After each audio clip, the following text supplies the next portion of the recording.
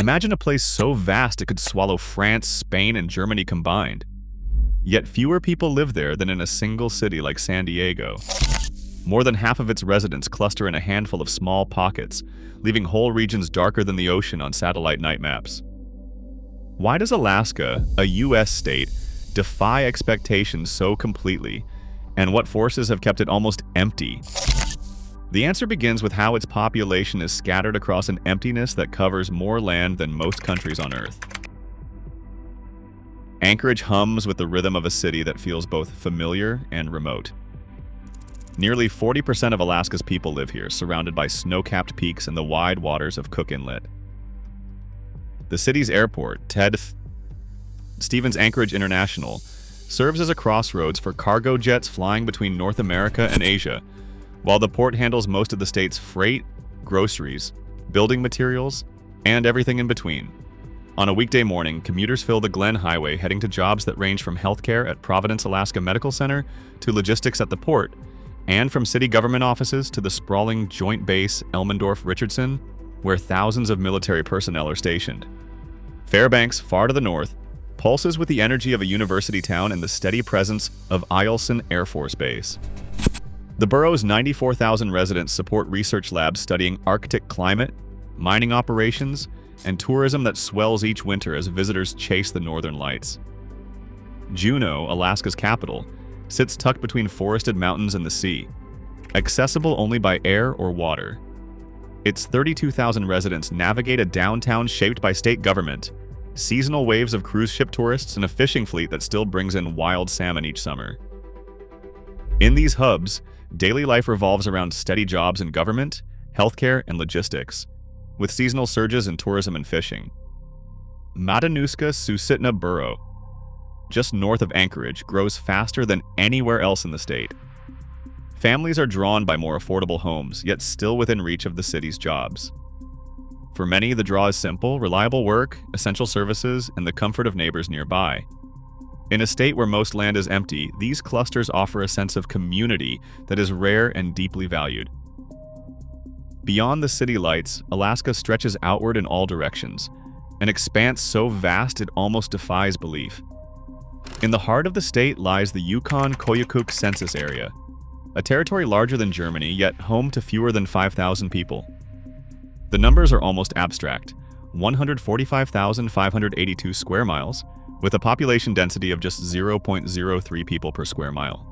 That means, on average, each person has more than 30 square miles to themselves, an area bigger than Manhattan. Nighttime satellite images capture the truth in a single glance. While Anchorage, Fairbanks, and Juneau flicker with clusters of light, the interior remains almost completely dark. No highways stitch these lands together. No glowing towns break up the emptiness. Instead, the map dissolves into a sea of black, interrupted only by the faintest signs of life along rivers or in scattered villages, places like Bettles, Allakaket, or Galena, where populations rarely top a few hundred people. This emptiness is not an illusion. Yukon-Koyukuk alone covers more ground than the entire state of Montana, yet its population could fit inside a single high school gymnasium. Even the most remote counties in the lower 48 seem crowded by comparison. The scale is so extreme that, in much of Alaska, you could travel for hours without seeing another person, a road, or a single light in the distance. The question becomes impossible to ignore. What keeps so much land so empty while so many people crowd into just a handful of towns and cities? The answer lies in the barriers, natural, climatic, and economic, that define life outside Alaska's rare pockets of community. The land itself shapes every possibility in Alaska. From south to north, walls of mountains rise almost without warning. The Alaska Range cuts across the heart of the state, crowned by Denali, at 20,310 feet, the highest point in North America. For most of the year, Denali's slopes and the peaks around it vanish into storms and snowfields, their passes sealed by ice. To the north, the Brooks Range stretches more than 700 miles, a rugged barrier that divides the interior from the Arctic plain. These mountains are not just scenery, they are obstacles, slicing the state into isolated regions and making overland travel a feat of engineering. Between these ranges, glaciers hold tight to the land. More than 100,000 glaciers blanket Alaska, covering nearly 29,000 square miles, an area larger than West Virginia. Some, like the Bering and Malaspina glaciers, sprawl for dozens of miles, grinding valleys deeper each year. Others hang in high cirques, feeding rivers that surge with meltwater each spring. Glaciers reshape the ground beneath them, leaving behind unstable slopes and fields of rock that challenge any attempt at roads or settlements. Alaska's coastline is no less daunting. It stretches for 6,640 miles, longer than all other U.S. states combined, and it is anything but smooth. Fjords cut deep into the land while the Aleutian Islands sweep west in a broken chain of more than 1,200 miles. Here, volcanoes rise from the sea and storms roll in from the Pacific, battering the shore with winds that can top 100 miles per hour. Small fishing towns like Dutch Harbor cling to the few safe harbors, but most of the coastline remains wild and unreachable by road. Across this vast landscape, natural barriers funnel people into narrow corridors where the mountains open, where the ice relents, and where the sea allows a port. The rest remains almost untouched, shaped by forces far older and more powerful than any human plan. Permafrost covers nearly 80% of Alaska's land, locking the ground in a frozen grip that shapes everything built above it. In the Yukon-Kuskokwim Delta, the ground is more ice than soil, hard as stone in winter, but in summer it softens and sinks. Homes, schools, and power lines can tilt or collapse with each thaw. The village of Newtok, home to the Kaluya-Armiut Yupik for centuries, has watched the Ninglik River eat away at its banks year after year. Erosion has claimed nearly a mile of land since the 1980s, swallowing houses, splitting roads, and threatening to cut off drinking water. By 2019, the risk became impossible to ignore. Ceilings cracked, floors sloped, and power poles leaned at dangerous angles. One storm could have left the entire village in darkness. Relocation became the only option. After years of planning and federal debates over funding, the first families crossed to higher ground at Murtervik in 2019.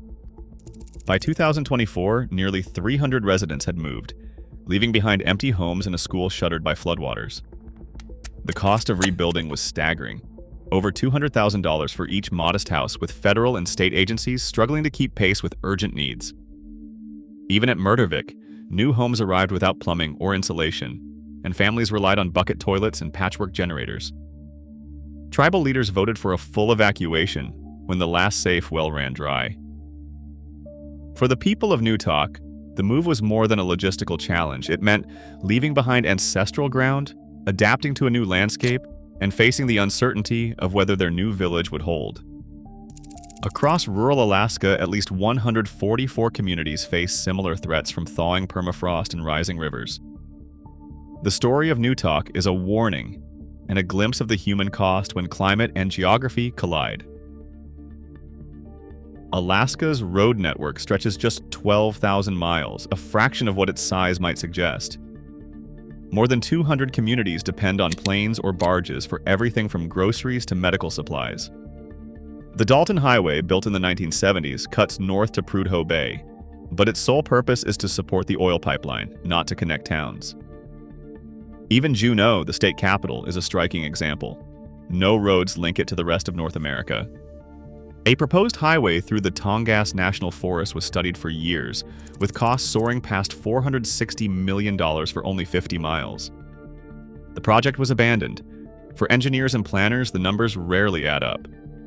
As one urban planner put it, the economics of building roads in Alaska just don't pencil out. Alaska's modern map is a patchwork shaped by choices made far from its icy coasts and river valleys.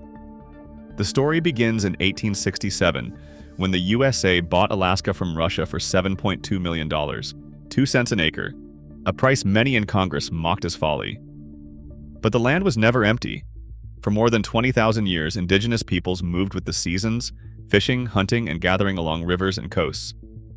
When statehood arrived in 1959, most of the land remained under federal control. That changed in 1971 with the Alaska Native Claims Settlement Act, known as ANCSA. This landmark law transferred 44 million acres, an area the size of Ohio, and nearly $1 billion to newly created native corporations. The result was a checkerboard of federal parks, state lands, and native holdings, each with its own rules and priorities. As historian Stephen Haycox explains, ANCSA traded sovereignty for capitalism, freezing settlement patterns in place. Alaska's vast emptiness isn't just a quirk of geography. It's a reminder that not all frontiers yield to human ambition. As climate change redraws the map and resource pressures grow, the meaning of untouched land shifts. Sometimes what remains empty holds the greatest possibilities and the hardest questions. Share your thoughts below.